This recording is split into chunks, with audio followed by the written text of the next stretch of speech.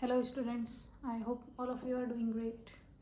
सो आज हम किसी मैथ्स के टॉपिक पे नहीं बल्कि एक ऐसे टॉपिक पे वीडियो डिस्कस करने वाले हैं, ठीक है, जो बहुत ही स्टूडेंट्स के लिए प्रॉब्लम क्रिएट करता है, ठीक है। तो ये मेरे टाइम में भी हुआ था जब मैं स्कूलिंग कर रही थी, ठीक है। तो वो टॉपिक है कि इफ़ेक्टिव स्टडी रूटीन। ओके, सो हर एक स्कूल गोइंग स्टूडेंट के लिए रूटीन बहुत मैटर करता है, क्योंकि हम सब जानते हैं हम सब के पास 24 आवर्स ही है। इसी 24 आवर्स में कोई टॉपर होता है, इसी 24 आवर्स में कोई एवरेज और कोई बिलो द एवरेज होता है, ठीक है।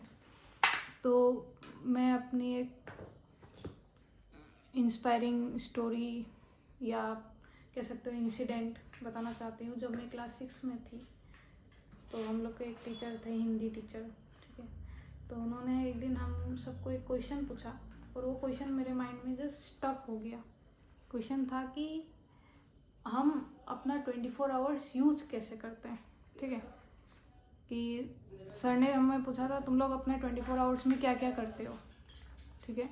तो जब मैंने सोचा कि हम लोग अपने 24 आवर्स में करते क्या है, ठीक है, हम सबके पास 24 आवर्स है। सो हम सबके पास 24 आवर्स ही हैं।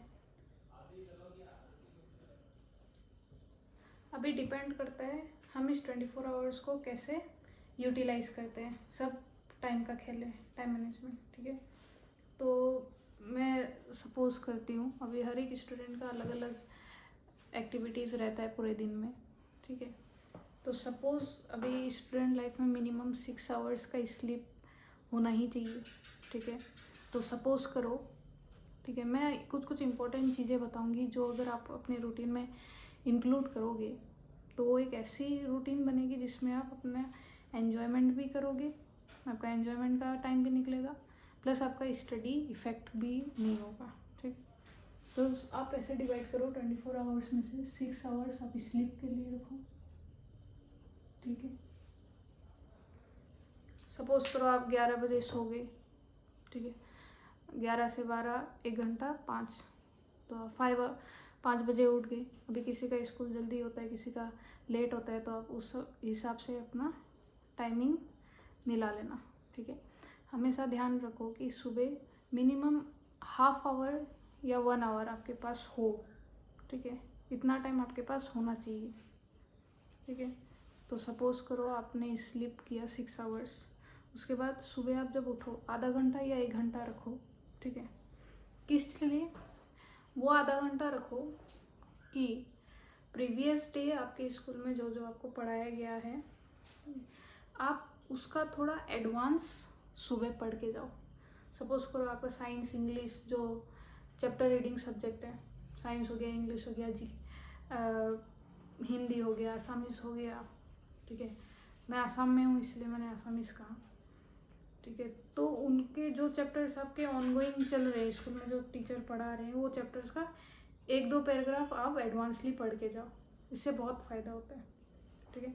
क्या होगा, आप चैप्टर्स का अगर 1-2 पार्ट एडवांस में पढ़ के, आपको पता है टीचर नेक्स्ट डे पढ़ाएगा, तो जब टीचर आपको वो पैराग्राफ पढ़ा रहे होंगे तो आपको आधा से ज़्यादा डाउट वहीं पे क्लियर हो गया, प्लस आपको वो रिवाइज के जैसे काम आएगा, बिकॉज ऑलरेडी आप वो पढ़ चुके हो, टीचर वापस पढ़ा रहा है, रिविज़न हो रहा है, ठीक है।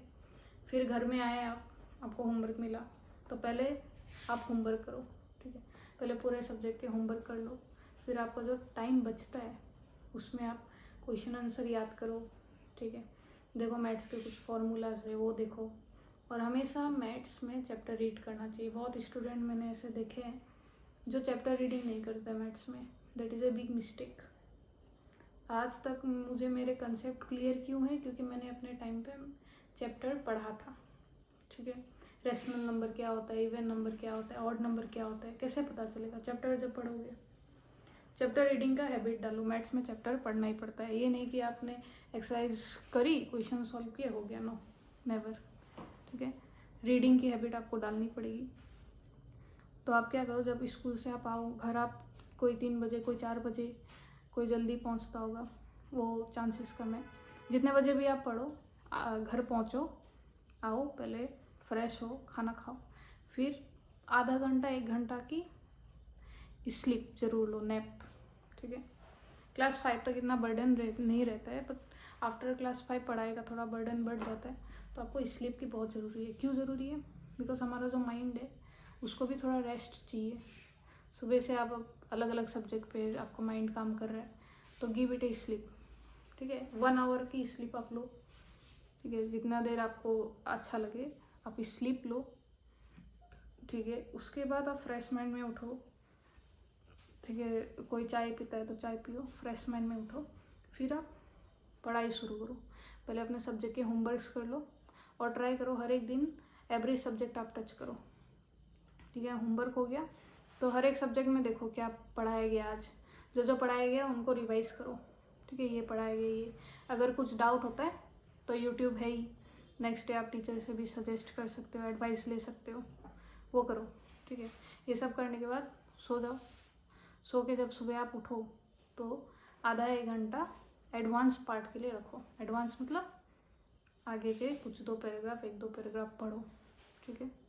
इससे क्या होगा, आपका पढ़ाई एकदम अप टू डेट रहेगा, ठीक है। और फिर संडे को आप एंजॉय करो, बिकॉज ऑलरेडी आप एडवांस चल रहे हो, आपको कोई टेंशन नहीं है। संडे आप आराम से एंजॉय करो, कोई इशू नहीं है, ठीक है। ये रूटीन मैंने क्लास 9 में फॉलो करी थी, ठीक है।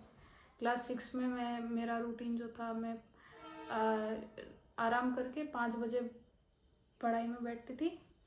Up to 10 I used to study all the things, ठीक है।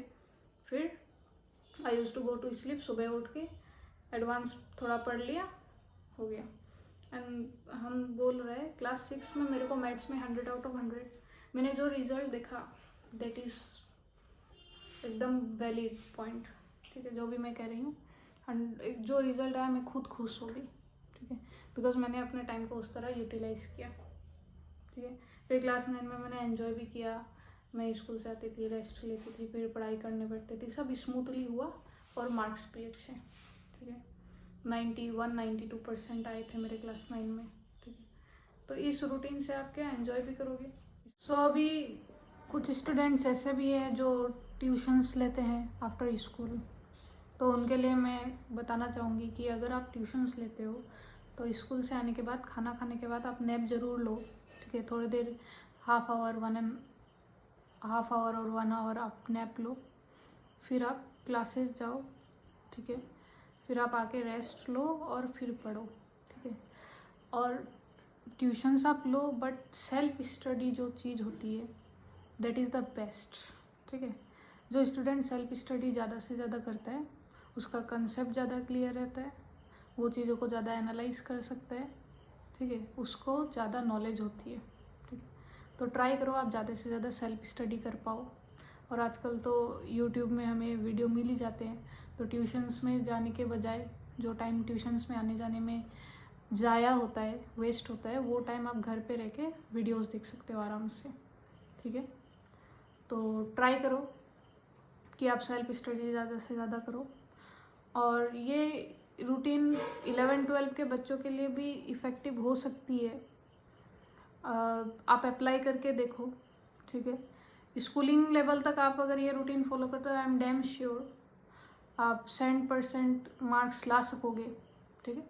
बस एक चीज़ है, आपको रेगुलर रहना पड़ेगा इस रूटीन के साथ। अगर आप रेगुलर रहोगे तो आप स्मूथली अपना ईयर कवर कर लोगे, ठीक है। सो आई होप ये वीडियो आपको बहुत काम आएगा, ठीक है। And please let me know in the comment section. Till then, thank you.